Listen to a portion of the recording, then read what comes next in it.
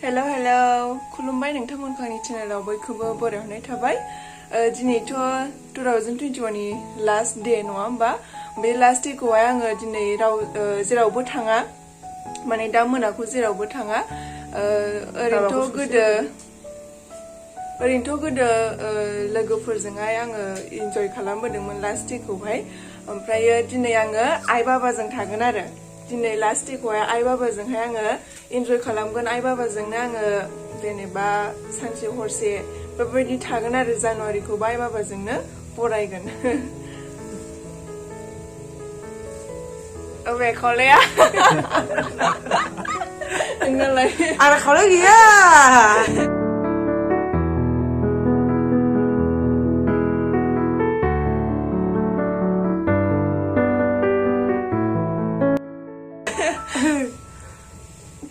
माने सिगांथ'